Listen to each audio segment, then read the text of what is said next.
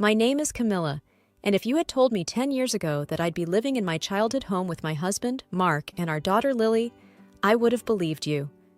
But if you added that Mark's mom, Helen, would be our next-door neighbor and that our lives would revolve around their extreme squeamishness, I would have laughed it off. Yet, here we are. Mark and I met in college. He was charming, a bit quirky, but who isn't? We fell in love, got married, and when my parents passed away, we moved into my family home. It was big enough for us and our daughter Lily, who's now 7. Helen, Mark's mom, moved next door shortly after. That's when I learned about their peculiar trait. I remember one dinner that pretty much sums it all up. We were at Mark's cousin's place. Everything was going well until Helen found a hair in her salad. What happened next was, well, unforgettable. "Is this a hair in my salad?" Helen shrieked, holding up the offending strand like it was a poisonous snake. The room fell silent. Everyone's eyes were on her. "Oh, Mom, just put it aside and eat the rest." Mark tried to calm her down, but it was like adding fuel to the fire. "Put it aside? Mark, how can you say that? This is unacceptable." Helen was nearly in tears, her voice rising in pitch. She stood up, grabbing her plate, and to everyone's shock, dumped it into the trash. Then she began tossing other dishes in, one after the other. Mark looked at me, his face a mixture of embarrassment and helplessness. I could only watch in horror as the dinner turned into a disaster. At home, things weren't much different. "Camilla, did you wipe down the counters?" Mark would often ask, peering over my shoulder as I cleaned the kitchen. "Yes, Mark, like I do every day," I'd reply, trying to hide my frustration. His obsession with cleanliness was one thing, but Helen's influence made it worse. "I just don't understand how someone can be so squeamish about everything," I once asked Mark. "Didn't your mom have to deal with your messes as a kid?" Mark shrugged, avoiding my gaze. "Dad handled most of that stuff. Mom couldn't stand it." That explained a lot, but it didn't make living with it any easier. I tried my best to keep things clean and avoid any incidents, but walking on eggshells became a daily routine. Lily, bless her heart, tried to stay out of her grandma's way. She once whispered to me, "Mommy, why is Grandma always so mad about little things?" I hugged her tight, not really having an answer. "Some people just see the world differently, sweetheart." Life with Mark and his mom, Helen, next door, was like living on a strange, squeamish island. It wasn't just about keeping the house clean. It was about adhering to their peculiar standards of cleanliness and avoiding anything that might set them off. I remember one Saturday morning. I was in the kitchen, trying to whip up some pancakes for Lily, and Mark was hovering around like a hawk. "Are you sure you washed your hands?" he asked, for what seemed like the 10th time. "Yes, Mark, I did," I replied, flipping a pancake. "And the spatula is clean. And yes, the pan was washed last night." He nodded, but I could tell he wasn't fully convinced. His eyes darted around the kitchen, looking for any sign of contamination. Lily, sitting at the table, crayons scattered around her, looked up. "Daddy, can you help me color this?" she asked, holding up a coloring book. Mark hesitated, then said, "Maybe later, honey. Daddy has to make sure everything here is okay first." I felt a pang in my heart. Lily just wanted some time with her dad, but his obsessions always came first. It wasn't just inside the house either. Helen had her own set of rules. One day, I decided to confront her about it. I went over to her house and found her in her immaculate living room, dusting an already spotless shelf. "Helen, can we talk?" I asked, trying to keep my tone neutral. She looked up, her eyes narrowing slightly. "What about?" "It's about this fear of germs and dirt. Don't you think it's a bit excessive?" I asked. Helen put down her duster and sighed. "Camilla, you wouldn't understand. It's not just a dislike. It's a real fear. You have to keep everything clean, or who knows what could happen." "But isn't it a bit too much? I mean, avoiding family gatherings, freaking out over a hair in the food." I tried to reason with her. "That's easy for you to say. You didn't grow up in a house where cleanliness was next to godliness," Helen snapped. "Mark understands. He was raised right." I left her house feeling defeated. It was like talking to a brick wall. Back home, I found Mark disinfecting the doorknobs. "Mark, we need to talk about this," I said, my frustration reaching a breaking point. "About what?" he asked, not looking up from his task. "About how this obsession is affecting our family. Lily needs a normal life, not this constant fear of germs." Mark stopped and looked at me, his expression hard to read. "This is for our safety, Camilla. For Lily's safety. I don't want her getting sick because we weren't careful enough." "But at what cost, Mark? She's afraid to even hug her grandmother," I argued. He didn't have an answer to that. He just went back to his cleaning, leaving me standing there, feeling more alone than ever. I knew something had to change, but I didn't know how to make it happen. I just hoped that someday Mark and Helen would see that there was more to life than living in fear of a little dirt. As days turned into weeks, I watched Lily grow more and more reserved, especially around her grandma Helen. It wasn't just the usual shyness some kids have around their grandparents. This was fear, plain and simple. Fear of doing something wrong, something that would upset her grandma's rigid sense of order. One evening, while I was tucking Lily into bed, she looked up at me with her big, worried eyes. "Mommy, why doesn't Grandma like me?" she asked, her voice barely above a whisper. I was taken aback. "Lily, Grandma loves you. She has her own way of showing it," I said, trying to comfort her. "But she always looks so mad, and she never hugs me." Lily's voice trembled. I hugged her tightly. "I know, sweetie. Grandma has a hard time with messes and germs. It's not about you, I promise." Lily nodded, but I could tell she didn't fully understand. How could she? Helen's behavior was hard enough for me to grasp, let alone a 7-year-old. The next day, I decided to have a gentle talk with Helen. I found her in her garden, meticulously trimming her rose bushes. "Helen, can I talk to you for a minute?" I asked, approaching her. She put down her gardening shears and wiped her hands on a cloth. "What is it, Camilla?" "It's about Lily. She feels like you don't like her," I said, choosing my words carefully. Helen frowned. "That's ridiculous. Of course I like her. She's my granddaughter." "I know, but you never show her any affection. You don't hug her, and she's picking up on that. It's making her feel unwanted," I explained. Helen looked genuinely surprised. I hadn't thought about that. It's just that children are so messy and... "Helen, she's a child. She needs love and affection, not just rules and cleanliness," I said, hoping to get through to her. Helen sighed, looking down at her perfectly manicured lawn. "I'll try, Camilla. I'm not making any promises, but I'll try." It wasn't much, but it was a start. I thanked her and went back inside, feeling a small glimmer of hope. That evening, when Helen came over for dinner, I watched her make an effort. She was stiff and awkward, but she sat next to Lily and asked her about school. Lily was hesitant at first, but she eventually started talking about her day, her eyes lighting up as she described her art project. Mark noticed the change too. After dinner, as we were cleaning up, he said, "Mom was different tonight, nicer." I nodded. "I talked to her, about Lily. I think she's trying." Mark looked at me, a hint of gratitude in his eyes. "Thanks, Camilla. That means a lot." It was a small victory, but a victory nonetheless. I just hoped it was the beginning of something better, not just a fleeting moment of normalcy. One day, everything changed. It was about my Aunt June's passing. She lived in a city a few hours away, and her funeral demanded my presence. This meant leaving Lily, my 7-year-old daughter, in the care of my husband, Mark, for a couple of days.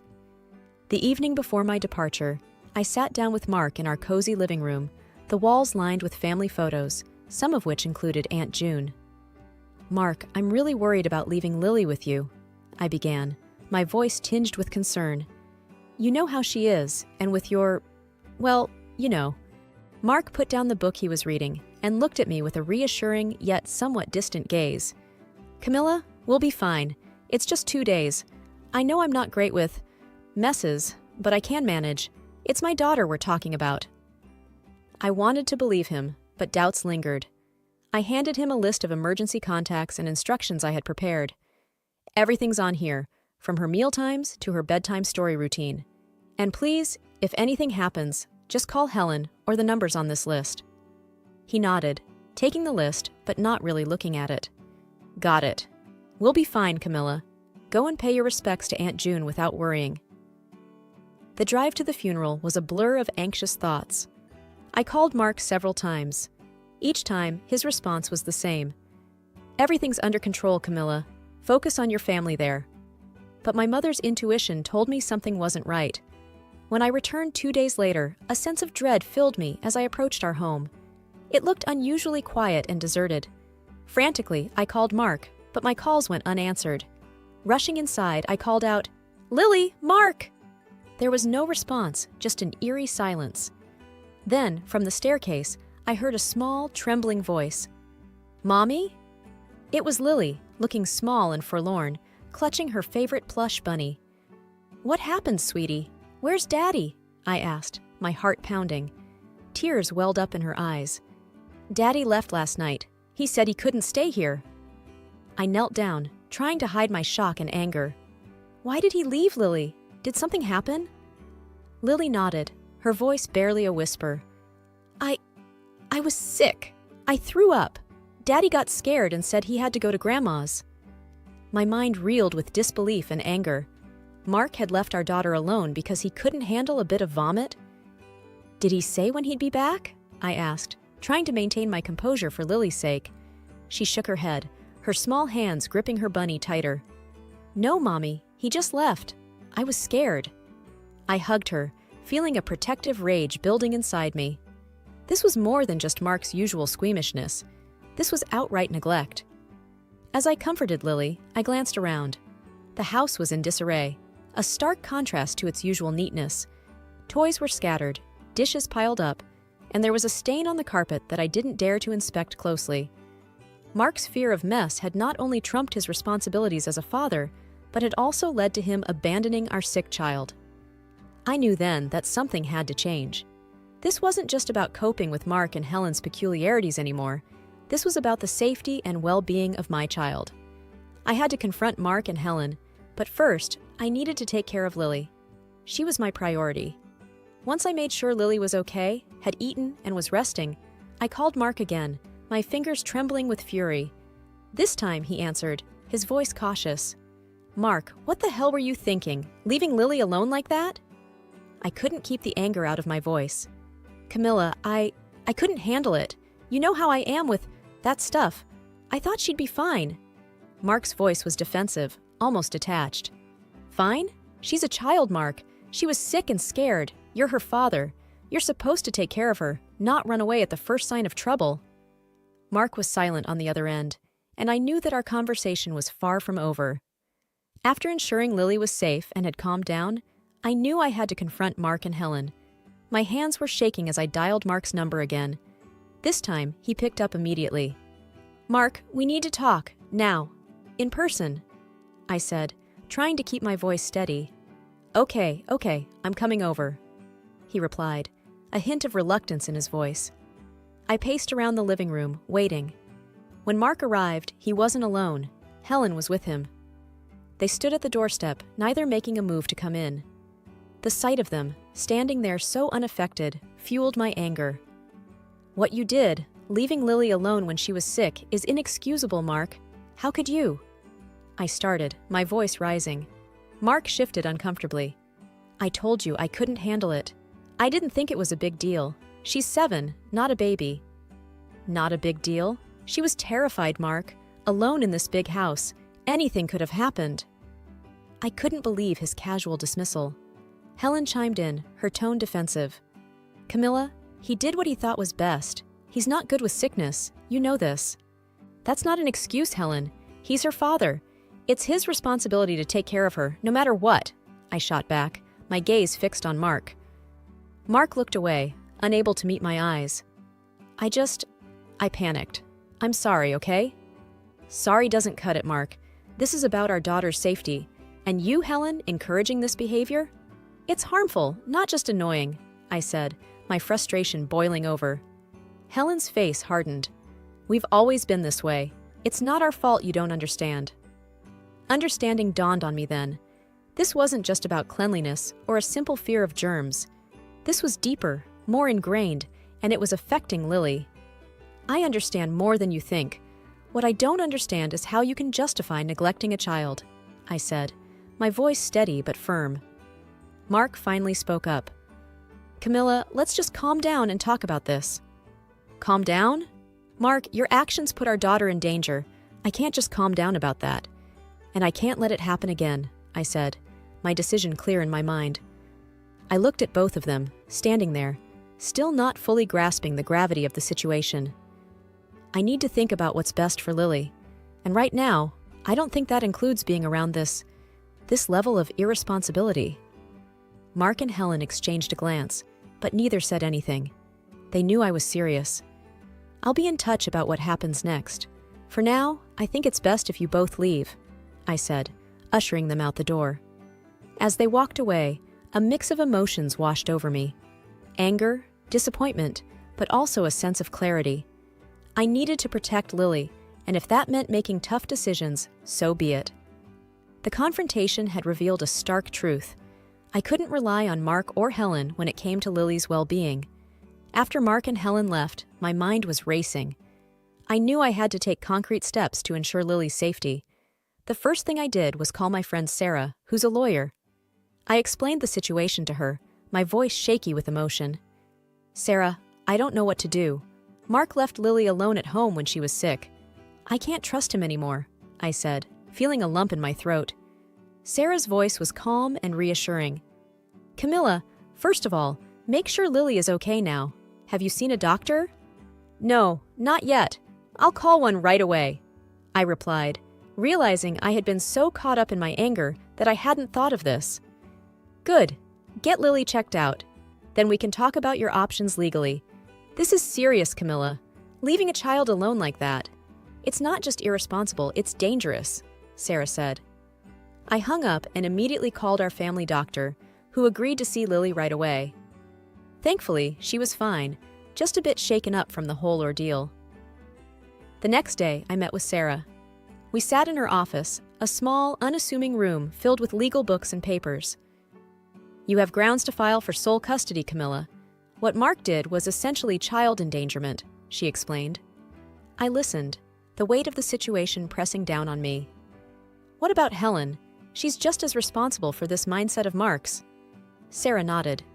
You can file a restraining order against her if you think she poses a threat to Lily's well-being. It was a lot to take in. Filing for divorce, sole custody, possibly a restraining order. It felt like my entire world was collapsing. But then I thought of Lily, her frightened face when I found her alone, and I knew I had no choice. I'll do it.